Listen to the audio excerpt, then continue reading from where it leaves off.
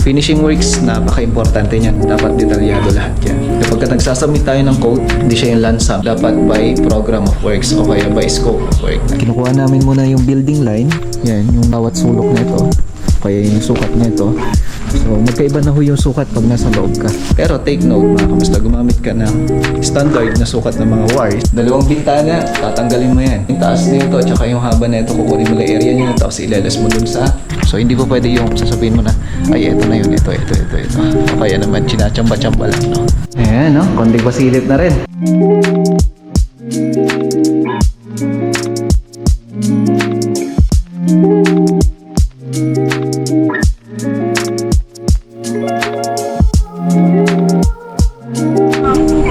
Okay na.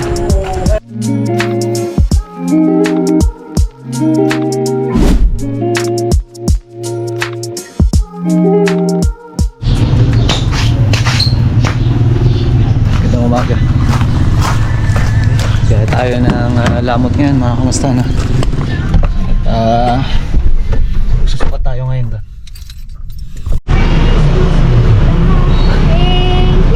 Sige, kumanta ka pa ah. Ay, vlogger! Dagdagan ko pa. Kumanta ka pa. Magkano sir?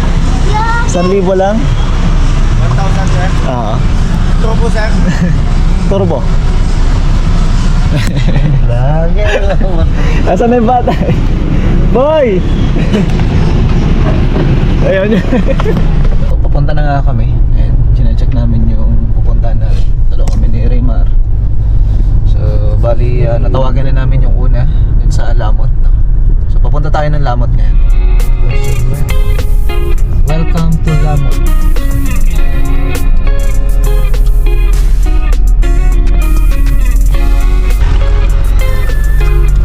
Doon pa sir. Magpumotor ako. Susundan niyo ako. Sige, Osoy, sige.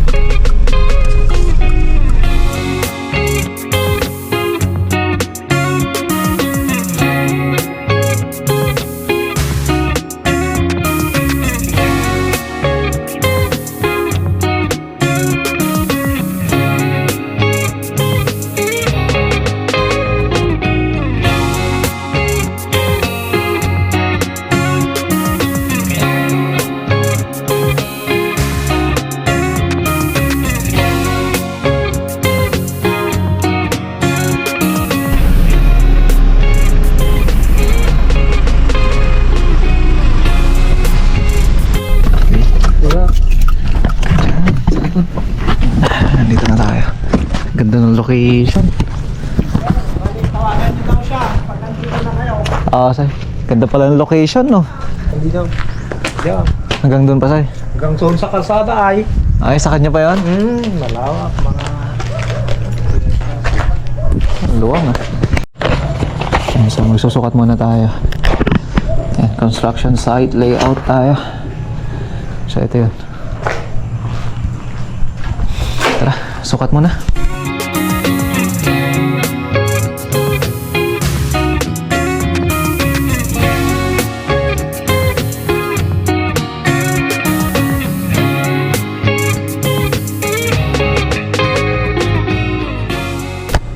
Yan. So, dito, bali, natapos na kami nagsukat. Dito mga kamusta, gusto kong i-share sa inyo. Paano nga ba yung pagsusukat natin? Ayan. So, meron kami dito construction site layout. Meron tayong pangalan, address, contact number, project, and then date. So, dapat lahat yan mapipilapan natin. And then, lahat ng sulok na ito, bawat mga area na itong site na to dapat may label. So, ito ililabel na lang namin sa susunod. Kaya nito, may living area, master's bedroom, may kitchen, dito sa may lanay, may dining area, and then 2 bedrooms at saka isang CR. So, common T&B, tawag natin dyan. So, ngayon, dapat yan lahat po naka-indicate. Ngayon, paano kung sa ceiling? Paano nga ba kung sa tiles? Paano nga ba kung sa electrical? Ano nga ba yung mga ginagawa natin? Floor tile, if ever na walang floor plan yan, gumagawa tayo ng sketch plan kagaya nung pinakita ko sa inyo.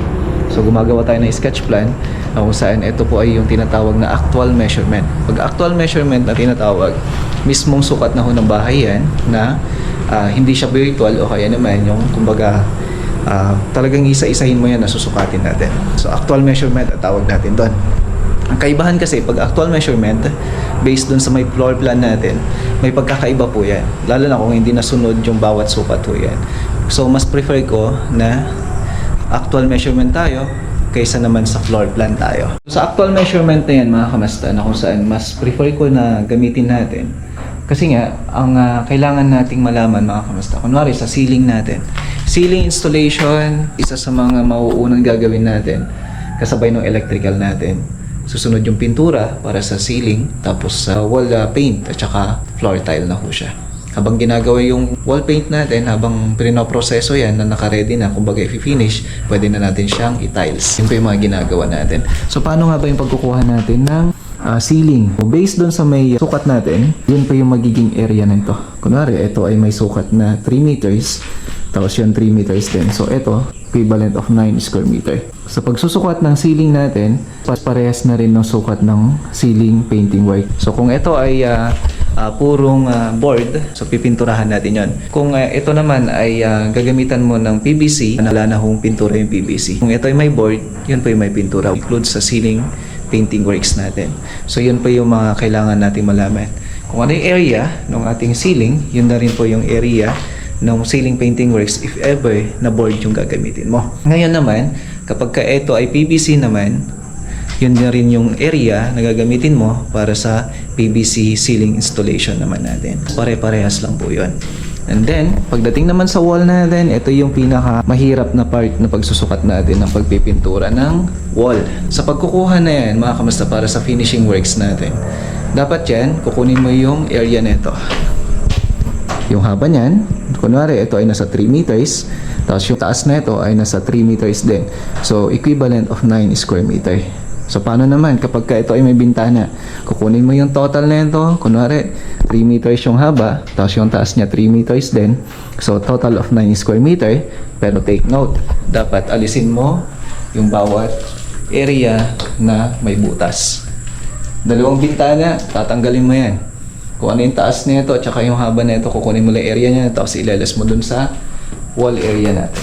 So yun po yung pagkukuha natin ng sukat para sa ating mga walls, including mga pintuan. Yan. So itong pintuan kasi magkakaiba na yung quotation natin pagdating sa pintuan. So ito ay pumapasok na yung ginagamit natin na linear meter o kaya naman linear foot. So magkakaiba po yun pagdating sa finishing works natin. And then, sa may floor tile naman natin, halos parehas na lang po yung magiging sukat mo niyan.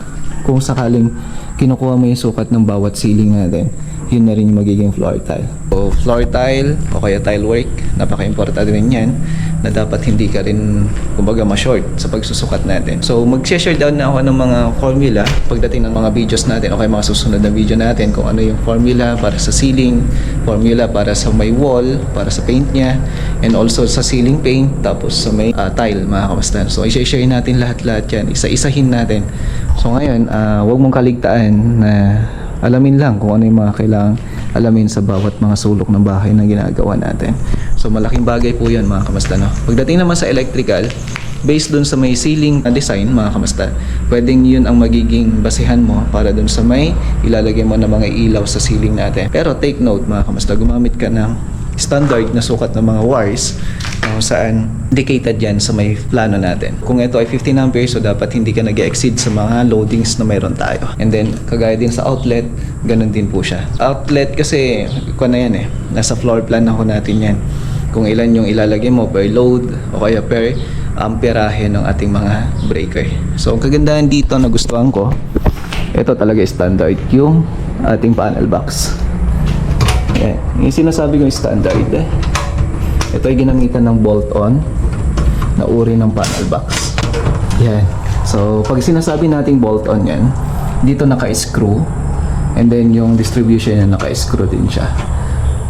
Ang isa pa dyan, center main po. Ibig sabihin, pagka center main, ginagamitan natin yan ng TQD o kaya naman, bolt-on din na uri ng breaker, mga kamusta.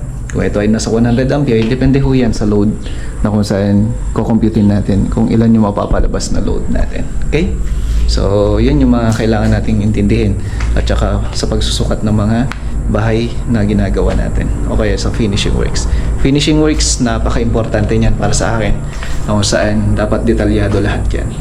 And then ang tinatawag ko dyan, kapag nagsasubmit tayo ng code, hindi po siya yung buo, hindi siya yung lansam, kundi dapat by program of works o kaya by scope of work natin. Okay? So, panoorin nyo ng buo itong video natin kasi may mga pupuntahan ba tayong mga site. I-share ko rin sa inyo kung ano yung mga kailangan din nating malaman para dun sa may titingnan natin o kaya i-quote natin. So, mag-ocular visit pa tayo dito. Lamot din lang, mga kamasta, malapit lang din dito. So, pupuntahan din natin yon at susukatin natin. Yun, i-share ko rin sa inyo. Kaya, tapusin mo itong video na to para malaman. So, kagaya na ito. Ayan. Ito wala pang mga side flashing o kaya end flashing, no? And then, wala pang gutter. So, sa gutter dapat naka-indicate lahat yan. And then, like din sa may spandrel din natin. Kinukuha namin muna yung building line. Pag building line na tinatawag, bawat sulok nito, kaya yung sukat nito. So, magkaiba na ho yung sukat pag nasa loob ka. So, dapat yan. Meron kayong building line. Diretso po yan. Hanggang doon. Tapos, kagaya nito, yung gutter niya. Kasi dito gutter ito. And flashing to. Gutter yan. And then the rest, puro and flashing na ho yan. Yan, sinusukat namin and then pinipicturean namin para makuha lahat ng details na meron dito sa site na kinukuha natin. No? So, hindi po pwede yung sasabihin mo na, ay, eto na yun, ito. O kaya naman, chinachamba-chamba lang, no? Yan, so, okay na to. So, malaking bagay mga kamusta na. Yan, no? Ginagamit namin sa pagsusukat ay laser meter. So, pag laser meter kasi to, lahat ng point niya ay magiging accurate o kaya makukuha natin. So, tara. Pupunta rin tayo sa poblasyon. Okay na, Soy? Ngayon. Sa paigtod-todo, Soy. Mabasa ka man eh. Dapat, nalam dilugan tayo dyan. Ayan si Soy. Pada ko kanya balik mamog drive. Ano pangalan niya, Soy? Julius. Ayan si Soy Julius. Thank you, Soy.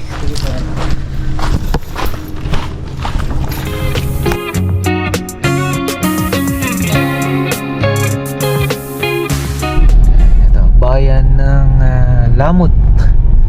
So kanina, bago bayan ng Lamot, ayun yung pinuntahan natin. Ngayon naman, lagpas ng Lamot. Ay, bayan ng Lamot pala. Kasi Lamot pa rin to eh. Dito na tayo.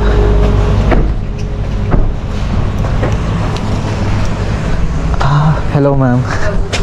Morning po. Ay, buksan ko na po. Apo. Ayun. Ayan o. Hindi ko makita.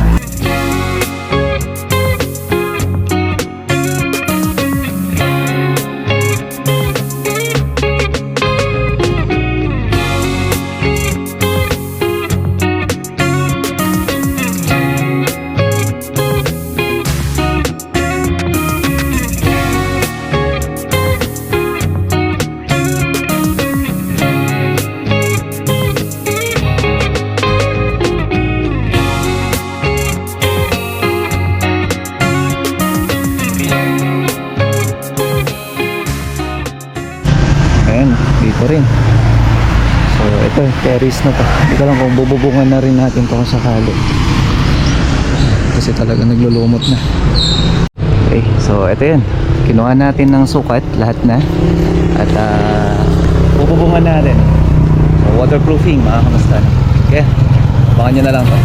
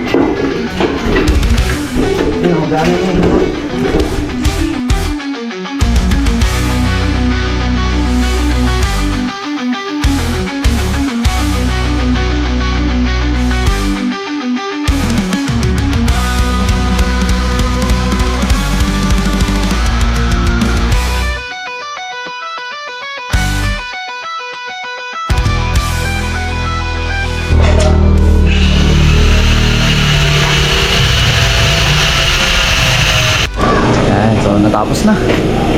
So, dumiretso tayo dito para gawin lang to. Ayan. So, naging wood na siya. Acrylic paint yung ginamit natin dyan. Ayan siya. So, syempre may base color tayo. Tapos, brush lang yung ginamit ko dyan. Pwede rin na basahan. Kung oil paint, mas maganda. So, pwede rin naman basahan kahit na acrylic paint. Ayan, no? Konting pasilip na rin. So, kabit lang ng fluted panel natin. Ayan na siya.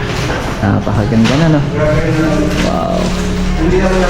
So, ikakabit na lang yun sa ilalim. Then, okay na. Ayan. Nice one. Ayan, so tara. Pupunta tayo sa kabila. Saglit kami sa Ross 5. Iwan ko na si Raven. Tara. Solano.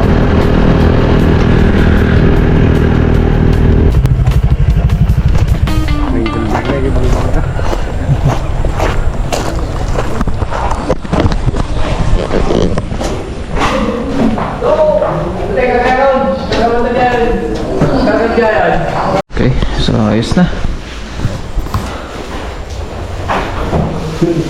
Ayan o, so nakasinta na kami dito. Actually ito, naka-ready na para ma-flooringan. Nakasinta na namin. Ayan. Nandun. So dito ayos na. Pa-flooringan na namin to. Tapos yung mga linya ng mga bawat CR meron na rin. Okay na. So kakalasin na to. Ganda na ng harapan. Ayan, pinasagad ko na sa ilalim para kung sakali pwede pagtamnan yan. Ganon din sa kabila. So tatanggalin na natin to. Okay. So tara, uwi na rin tayo. Pagod na tayo maghapon.